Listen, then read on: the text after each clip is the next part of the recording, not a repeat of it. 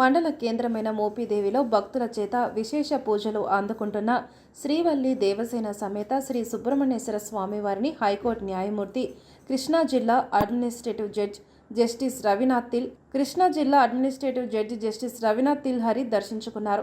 దేవస్థానానికి వచ్చిన న్యాయమూర్తి దంపతులను ఆలయ కార్యనిర్వహణాధికారి దాసరి శ్రీరామ వరప్రసాదరావు ఆధ్వర్యంలో ఆలయ వేద పండితులు ఘనస్వాగతం పలికారు.